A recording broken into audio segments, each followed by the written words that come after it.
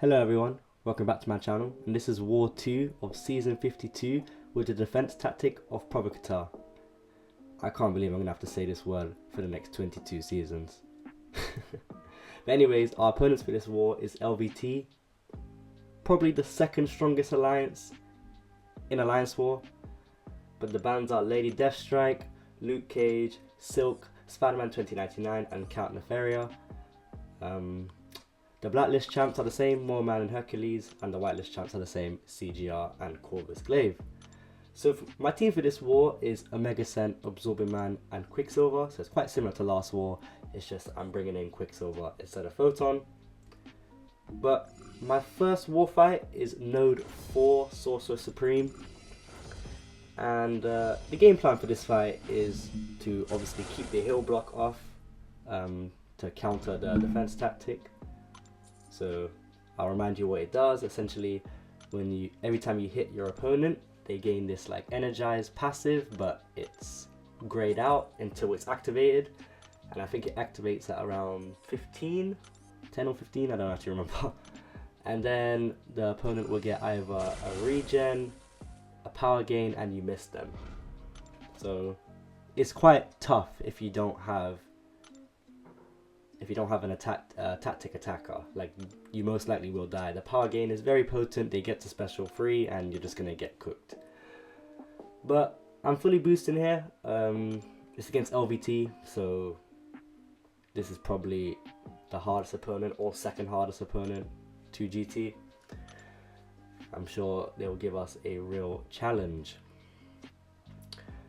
But I had a bit of nostalgia recently. I was watching some of my old videos like from last year, and I was just looking at the old map and there's no relics, and it was just like, wow, like Alliance 4 has really like developed over time, and I argue it's become easier. I like this new map. I like how you don't have to wait on people. I mean, you still do, but like not as frequent as it was before. But anyway, the plan for this fight also is to kind of stay away from Sorcerer Supreme. So it is unsteady build up, and it's Fury. So what exactly that means is if I have 3 debuffs or more, Sorcerer Supreme will gain a passive Fury. And these Furies are potent, they hurt. So I gotta kind of like trap in the corner, stay away a little bit so the fatigue buffs can fall off me, because the closer I am to her, the fatigue buffs start to build up, and then she'll just gain more passive furies. So here she does become like quite annoying. But for the most part I had this fight under control. Like, there wasn't really any threat here. So yeah, I just nuked her down, and Omega Sentinel is impressing me every war. I didn't think she was this powerful. But anyways, next up we have N13 Terrax, and for this fight I obviously take off suicides because I'm using Absorbing Man instead of Omega Sent. He doesn't benefit as highly as she does. But essentially Terrax's damage is his rock field, which place armor breaks, and it does direct damage for each armor break. I think here I was checking like my next fights to see what like the 3-minute boosts I could put on. So I think I went with advanced power boost anyways, just so I can speed this fight up a little bit. But anyways, as I was saying, Terrax's damage is the armor breaks. Now thankfully for me, Absorbing Man is completely immune to armor breaks, and it ends up actually amplifying his damage. So I use this to my advantage. I go Magma form because my GT officer advised me that, and it's just better against Terrax because he has no energy resistance. So I'm just building up my charges just from getting these armor breaks. I get them every time Terrax is near me and he's in rock stack field, which he gets from throwing a special. So I heavy and I throw my SP2 with Absorbing Man. I think that's what increases his crit rate, I believe. I don't actually know. But I was advised to use heavy before I throw my special, and the node is the exact same except it's weakness instead of fatigue. So it's got stay away, he's going to gain these furies, he's in rock stack field because he threw a special too, it's doing no damage to me because I'm immune to it essentially, heavy, SP2 and Terrax gets destroyed. It was really, really good fight. No errors made. Now next up, I have Node 24 Toad. Now, I'm going to slander Ooze, my officer, a bit here. He's given me every fight where I have to take off and put back on suicides. You're just draining my units. I should file a complaint. We should bring back IP, who's in LVT right now. Such a better officer than this guy. Just kidding, I love you, Ooze.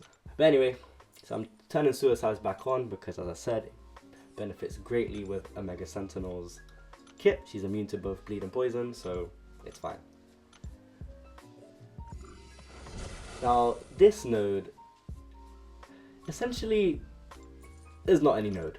He gets prowess, I believe. I think it's aggression prowess. Yeah, sure, right, his return policy, stuff like that, all of this stuff, it's irrelevant to me. I'm a Mega Sentinel. I just basically shut out prowess. And the plan really is to push Toad to special 2. That's how you can get rid of his prowess. I just have to dex his specials. I'm sure I'm more than capable of doing so. And I just have to keep this heal block up, just to prevent the defense tactic from triggering.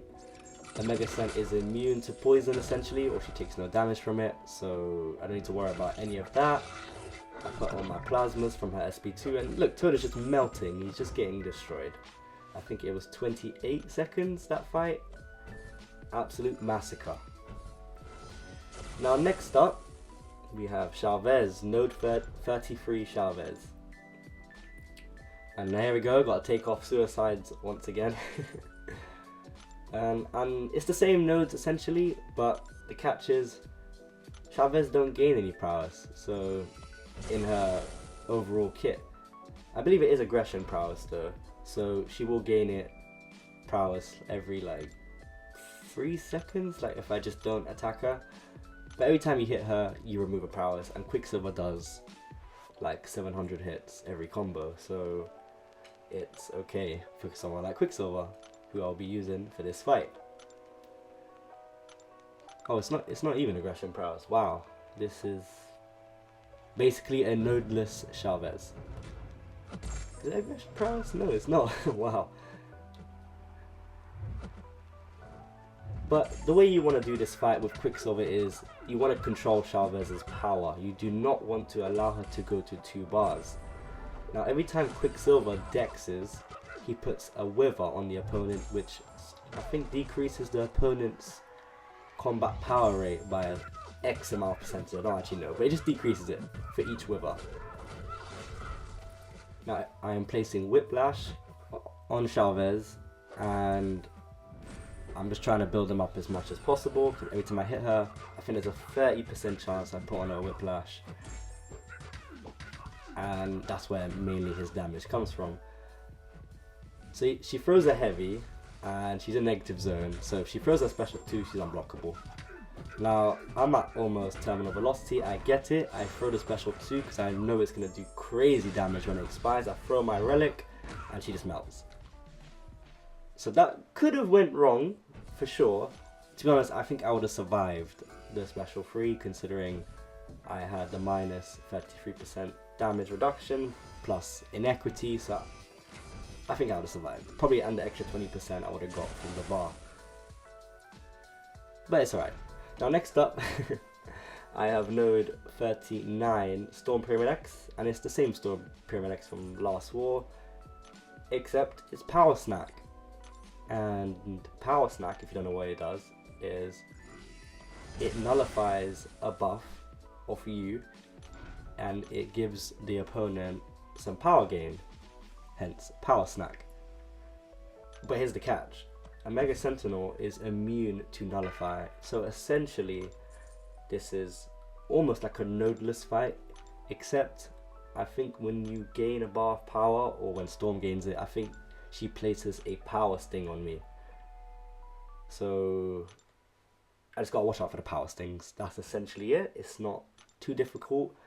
The plan is the same, medium at the start, build up my heal blocks, and end on lighters after it to keep my heal blocks so I can control the defense tactic. And I'm telling you, a Mega Sentinel has been really impressing me. So it's when Storm gains a bar of power, a power sting is placed on me. But essentially I have to just bait Special 1. Special 2 could cause me issues, but I should be alright.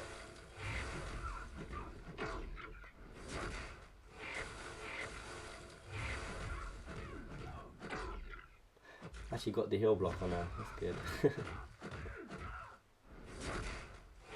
I just remember this being a really long fight. I go SP2 and bang. A good way to really like control your war fights is to trap your opponent in the corner. Typically, you can control so much spacing. They typically throw their specials when they're in the corner. Like, you can control so much of the fight if you just trap her in the corner. I actually threw my special 2 here because this is my last Omega Sentinel fight and I knew it was going to kill her essentially. So that was absolutely fine. I think it was an absolute clean fight.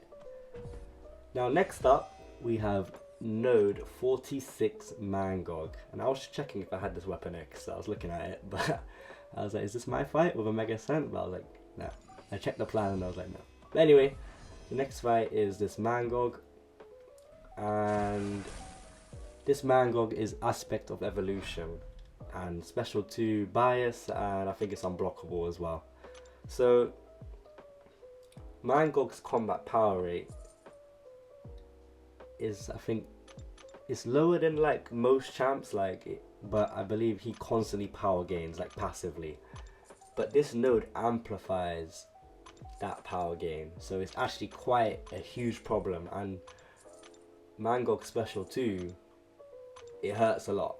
Like, you want to avoid that Special 2. You, like most champs, you just die straight up. But the plan for that fight, I'm going to be using Quicksilver, and I'll explain like when I get into the fight. So right now, you're probably thinking like, what are these mastery changes? I was recommended to go 3 out of 3 dexterity for this fight. I think it just helps Quicksilver. He dexes a lot naturally in his playstyle, so I said, why not in it? And I think I had 3 points left. I was just thinking, what could I put it in? I just didn't know, so I just left it. So here we go. So I take off Suicides once again. And I go a Science boost because this is a chunky Mangog. He's very tanky, and I just want to get him down ASAP so he can't cause me any issues. And I'm showing like the entire like uncut as well clips. I'm gonna let me know if you don't like that. Like, I want to show the entire thing so you see entirely what I do, like what masteries I have, what boosts I have.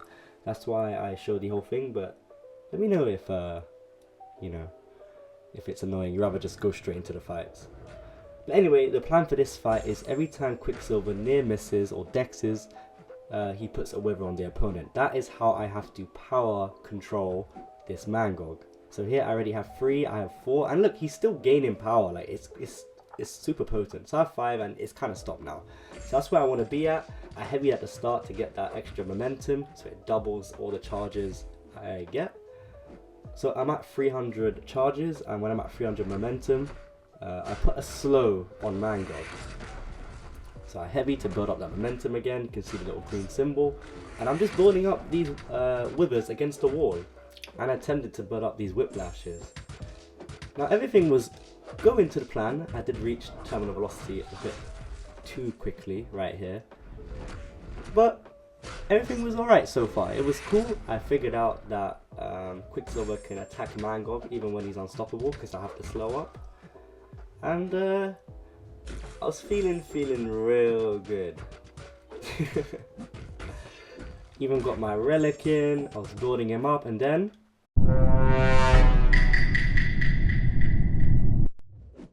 surprise, motherfucker! My fucking autistic brain eats a Special 2 to the face, and he's almost at another bar, and I'm just like, oh my days. Now I have no more invulnerability. Thank God I had it, or I was dead.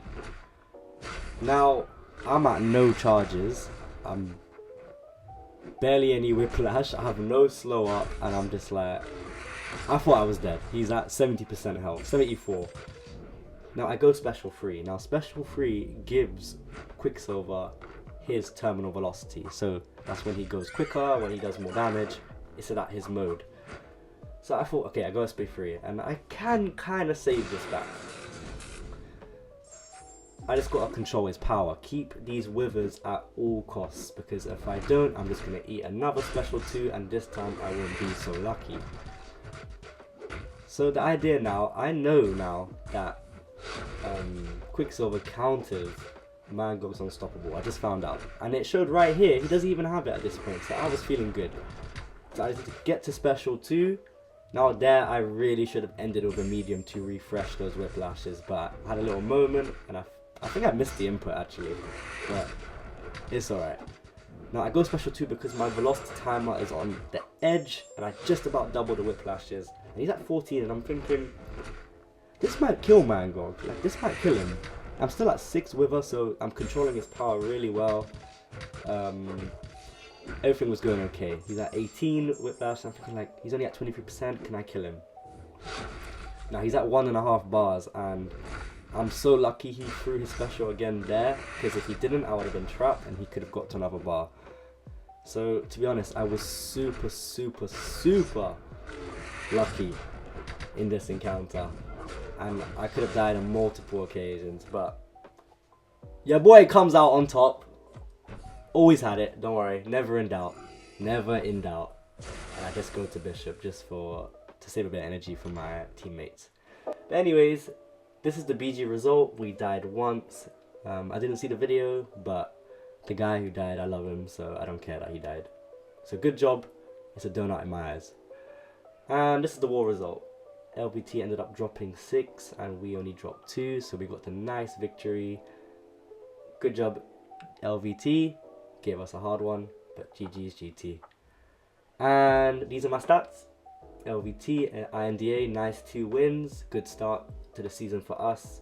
6 kills for me, 2 mini bosses. And I actually forgot to mention, last war, I think INDA ended up dying about 190 times, and I'm not even kidding. I don't know what happened, but they had a moment.